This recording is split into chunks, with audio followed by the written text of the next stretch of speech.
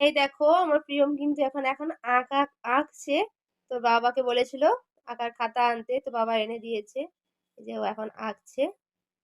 আমি চপ আনতে বলেছিলাম, আর আমাদের এখানে এই চপটা শীতকালেই পাওয়া যায়, সত্যি খুব ভালো খেতে।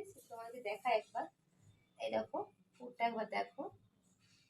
টমেটো, ধনেপাতা, ফুলকপি, শসা, গাজর, মানে সবকিছু। আর এই যে বেগুনি আছে, দিয়ে দিলাম। আর এখানে কিন্তু আমার আর অমিজির দুটো চপ আছে। চপ তো বড় বড় কিন্তু চপগুলো, আর খেতে কিন্তু ততটাই টেস্টি। ও কিন্তু এই ফার্স্ট টাইম আঁকলো, তো খুব খারাপ নয়, মোটামুটি মোটামুটি এঁকেছে। খুব ভালো হয়তো হয়নি তো, কিন্তু প্রথমবার খুব খারাপও হয়নি, তাই না বাবা? তুমি ওটা পারবে না, তুমি এটা পারবে না, তুমি এবার এইটা করো। ওইটা আমি এঁকে দেবো, এই যে এটা করো। এটা এটা এটা দাও। এটা লাল নয়, এটা পিঙ্ক পিঙ্ক কালার আছে, দেখো এটা পিঙ্ক কালার। এটা হচ্ছে এই কালারটা দাও, এই কালারটা দাও। হুম। হ্যালো এভরিওয়ান, কেমন আছো সবাই? আশা করছি তোমরা সবাই খুব ভালো আছো, আর আমিও ভালো আছি। মুন ব্লগিং এর লাইফস্টাইলে তোমাদের সবাইকে ওয়েলকাম জানিয়ে আজকের ব্লগটা আমি এখন থেকে শুরু করছি। আর তোমরা সবাই কিন্তু আমার ব্লগের পাশে থেকো এবং পুরো ব্লগটা দেখো, আশা করি তোমাদের খুব ভালো লাগবে। আর দেখো এই মাত্র কিন্তু স্নান করে আসলাম। তো অনেকদিনই ওয়েদারটা খারাপ ছিল, তো অনেকদিনই শ্যাম্পু করতে পারছিলাম না।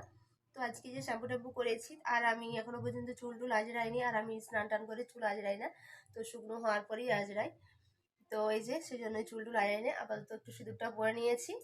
তো চলো, এখনো পর্যন্ত রান্না বসেনি, তো রান্নাটাকে বসিয়ে দিই। প্রিয় এই মাত্র টিউশন গেল, তো ঠাম্মি ওকে টিউশন দিতে গেছে, আর তোমার দাদাভাই তো অনেকক্ষণ আগেই খাওয়া দাওয়া করে দোকানে চলে গেছে। তো চলো আগে রান্নাটা বসিয়ে দিই। আর রান্নার সময় অনেকটাই চাপে থাকি, তাই আমি তোমাদেরকে নিজেকে সবসময় দেখাতে পারি না। তো চলো আগে রান্নাটা বসিয়ে দিই, অনেক বেলা হয়েছে আর এখনো পর্যন্ত সকালের জল খাবারটাও খাওয়া হয়নি। তো চলো।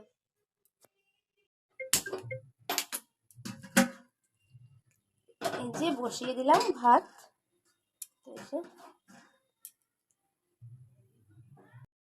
আর আরেকটা জিনিস তোমাদের দেখাই, যেটা হলো ব্রাউন রাইস। তো দেখো একদম লম্বা লম্বা চাল, ইন্ডিয়া গেটের ব্রাউন রাইস। তো এই ভাতটা জানো তো মানে একটু অন্যরকম ধরনের হয়, আর লাল লাল ভাত হয়।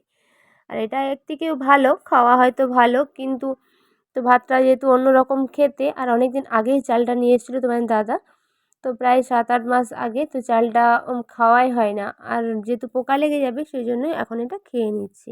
আর চলো ফ্রিজ থেকে আগে মাছটা বের করে নিই, তো নাহলে ফ্রিজ থেকে মাছটা না আগে থেকে বের করে রাখলে মাছটা আবার শক্ত হয়ে থাকবে। তো ফ্রিজ থেকে আগে মাছটা বের করে নিই।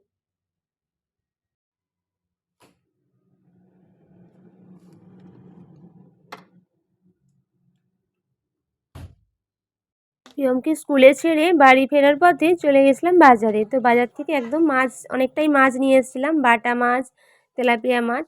তো সেই মাছেরই কিছুটা রয়ে গেছিলো, সেটা আজকে রান্না করব। আর এদিকে দেখো ডাল সেদ্ধটাও বসিয়ে দিয়েছি, আর প্রিয়মের জন্য কি ডিম সেদ্ধ করছি। আর ভাতও হয়ে গেছে, ফ্যানটা ঝরিয়ে দিয়েছি।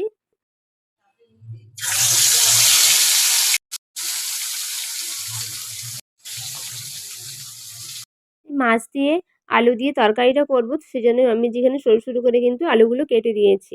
আর এই তরকারিটা এইভাবেই বেশি ভালো লাগে আলুগুলো কাটলে। আর এই যে মাছের জন্য মশলা বলতে সেরকম কিছু না, পেঁয়াজ বাটা, হলুদ গুঁড়ো, লঙ্কার গুঁড়ো আর জিরে গুঁড়ো, আর এখানে আছে বলতে কাঁচা লঙ্কা। তো এটা দিয়ে আজকে এই মাছের তরকারিটা হবে। তো এই তরকারিটা খেতে জানো তো খুব ভালো লাগে, একদম সিম্পল মশলা দিয়ে। আর হবে ডাল আর একটা ভাজা। আর প্রিয়মের জন্য আজকে আর আলাদা করে কোনো ঝোল করব না। তোকে কারণ হচ্ছে মাছটা তো ভিজে ছিল, বাসি মাছ, তো সেই জন্য ওকে ভাবছি দেবো না। তো দিলেও অল্প একটু ভাজা দিয়ে দেবো। আর ওর জন্য তো ডিম সেদ্ধ করছি, আর ডিম খেতে তো খুবই ভালোবাসে, তাই ডিম দিয়ে আর ডাল দিয়েই খাইয়ে দেবো। এই যে মাছের তরকারিটা হয়ে গেছে, বলতে আলুগুলো সেদ্ধ হয়ে গেছে, তাই এই মাছগুলোও দিয়ে দিয়েছি। আর আগে থেকে মাছগুলো দিলে কি হবে, মাছগুলো নরম হয়ে যাবে, তাই মাছটা একটু দেরিতেই দিই। আর তরকারিটা হয়েই গেছে, তো ঝোলটা একটু মেরে আমি নামিয়ে ফেলবো। আর এদিকে মাম্মিজি এখন বেরোচ্ছে প্রিয়মকে আনতে, কারণ একটা তো বাজতেই যাচ্ছে, তো সেই জন্যই। আর এদিকে দেখো ডালটাও কিন্তু সাঁতলে নিয়েছি। আর এই শীতকালে টমেটো দিয়ে ডাল খেতে কার না ভালো লাগে বলো?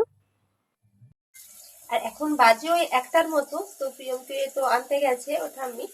আর আমার রান্না বান্না মোটামুটি হয়েই গেছে। তো চলো কি কি রান্না করলাম সেগুলো আজকে তোমাদেরকে দেখাই। এখানে আছে ডাল, আর এখানে প্রেমের জন্য ডিম সেদ্ধ করেছি। এখানে আছে মাছ দিয়ে আলু দিয়ে বাটি, আর এখানে এখন কিন্তু কুমড়ো ভাজাটা হচ্ছে। আর কুমড়ো ভাজার মধ্যে আমি কিন্তু চিনিও ছড়িয়ে দিয়েছি। চিনি দিয়ে কুমড়ো ভাজাটা খেতে কিন্তু আমার খুব ভালো লাগে। দেখো কুমড়োগুলো ভাজা হলে আমার রান্নাটা কিন্তু কমপ্লিট হয়ে যাবে। চলো কুমড়োগুলো ভাজাও হয়ে গেছে, এবার সব তুলে নেবো। দেখো দিয়ে কুমড়ো কিন্তু তেল ঝরতে দিয়ে দিয়েছি। তেলটা দিয়ে বাকি কুমড়োগুলো কিন্তু তুলে নেবো এবার। দেখো ঠাম্মি আনতে গেছে, ঠাম্মির সঙ্গে আসবে না, দিদি ভাইকে আবার সাথে করে নিয়ে এসছে। দেখো হ্যাঁ, কি করছিল তো? সোয়েটার কোথায়? হাই তাই নাকি? দিদি ভাইকে বলবো বস, ভাত খেয়ে যাবি। আর তোর ব্যাগ কোথায়? আর সোয়েটারটাই কোথায়? দিদু নিয়ে আসছে? ও ব্যাগের ভিতরে বই আছে। হ্যালো, দেখো তোমরা শুধু ওর রকমটা একবার দেখো। তো টিউশন থেকে এসেই ও বসে পড়েছে আঁকার খাতা নিয়ে আর পেন্সিল নিয়ে।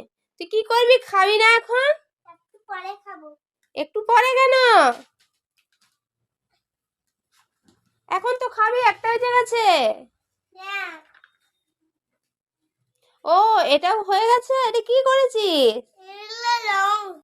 আর কুমড়োগুলো কিন্তু সব ভাজা হয়ে গেছে। আর কুমড়ো ভাজা খেতে প্রিয়ম আর তোমার দাদাভাই তো খুব ভালোবাসে। আর চলো প্রিয়মের ভাতটা মেখে নিই।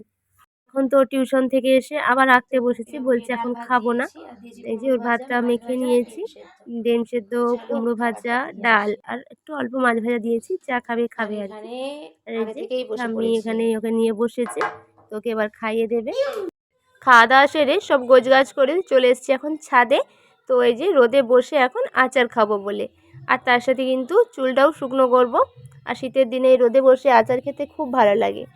আর এই আচারটা হচ্ছে চালতার আচার, খেতে জানো তো খুব সুন্দর। আর তোমরা কে কে আমার মতন শীতের দিনে রোদে বসে আচার খেতে ভালোবাসো, আমায় কিন্তু অবশ্যই জানাবে। আর আজ রাতে একটা বিয়ে বাড়িতে নিমন্ত্রণ আছে, তো সেটা তোমাদের সাথে মানে তোমাদেরকে বলাই হয়নি। তো বিয়ে বাড়িতে যাবো। আর এই যে আমি এখন আলমারি খুলে বসেছি। তো আলমারিতে খুলে বসে আমি আর মানে কোথাও যাওয়ার সময় কোনো শাড়ি খুঁজে পাই না। তো অনেকগুলো শাড়ি চুজ করেছি। তো আমি এই শাড়িটাই পছন্দ করেছি মানে যাওয়ার জন্য। তো অনেক শাড়ির মধ্যে আমি এটাই বাছলাম। তো যাওয়ার সময় আমি কোনো শাড়িই খুঁজে পাই না। তো তার মধ্যে থেকে এটা আপাতত পছন্দ করেছি। তো এটা তো দেখি পরে কেমন লাগে। তো চলো, আর এদিকে তোমার দাদাভাই যাবে, আর প্রিয়মকে তো নিয়ে যাবো না, কারণ বাইরে ঠান্ডা, এই জ্বর থেকে উঠেছে, ওকে নিয়ে যাব না। তো চলো, তো রেডি হয়ে আবার তোমাদের সামনে আসবো। তো দেখো, তো বিয়ে বাড়ির জন্য আমি কিন্তু একদম রেডি হয়ে গেছি, আর এদিকে তোমার দাদাভাইও কিন্তু রেডি হয়ে গেছে। তো চলো এবার বেরোবো। আর প্রিয়ম এদিকে আমার ঘুমিয়ে পড়েছে। তো চলো। আর হ্যাঁ, সোয়েটার তো পরবই, ঠান্ডা আছে বাইরে। তো অনেকটাই কমেছে ঠান্ডা যদিও। তো কেমন লাগছে তোমরা কিন্তু অবশ্যই জানাবে। তো দেখো একদম বিয়ে বাড়ির সামনেই চলে এসেছি। তো চলো এবার ভেতরে যাই। এই যে বাইরের গেটটা এভাবে সাজানো হয়েছে। আর এই যে আমি কিন্তু একদম হালকা একটা সিম্পল শাড়ি পরেছি, আর কিন্তু সিম্পল একটা লুক দিয়েছি, কোনো কিন্তু অর্নামেন্টস কিছু পরিনি, একদম সিম্পলভাবেই সেজেছি। আর কি বলতো, যেহেতু বড় চুল, আমি চুলটা সেরকমভাবে বাঁধতে পারি না, মানে কোনো হেয়ারস্টাইল আমি পারি না। হয় একদম চুল ছেড়ে রাখা, না হলে তো সিম্পলভাবেই বেঁধে ফেলা। তো কোনো খোপা টোপা আমি কিছু পারি না, তাই আমি সিম্পলভাবে চুলটা বেঁধেছিলাম। আর যেহেতু হালকা হালকা ঠান্ডা ছিল, তাই একটা হালকাভাবে চাদর নিয়ে নিয়েছি। আর চলো নতুন বউকে আগে গিফটটা দিয়ে আসি। আর এই যে ভেতরে কিন্তু অনেক লোক আছে, লাইট জ্বলছে, এত লোক আছে। তো সবারই নিশ্চয় যে ভেতরটা কিন্তু গরম হয়ে রয়েছে, ভেতরে কিন্তু একদমই ঠান্ডা লাগেনি। তো একদম নর্মালি একটা ছিল। তো গিফট দিয়ে চলে আসলাম বাইরে, কারণ ওইখানে অনেকটাই ভিড় ছিল। ওখানে তো সবাই নতুন বউকে গিফট দিতে আসবে, ছবি টবি তুলবে। তো সেই জন্য আর ওখানে বেশিক্ষণ দাঁড়ালাম না, বাইরে চলে আসলাম। তো আমরা কিছু সেলফি টেলফি তুলছিলাম। আর তারপর তোমার দাদাভাই কিন্তু পকোড়া নিয়ে আসলো, আর তারপর আমরা একদম চলে এসেছি খেতে। তো খাওয়া দাওয়া সেরে এবার আমরা বাড়ি চলে যাব। তো চলো আজকের ভিডিওটা এই পর্যন্তই। ভিডিওটা তোমাদের কেমন লাগলো অবশ্যই জানাবে, আর ভালো লাগলে লাইক কমেন্ট শেয়ার করবে, আর চ্যানেলটা সাবস্ক্রাইব করবে। তো চলো আজকের মতন টাটা, বাই, গুড নাইট।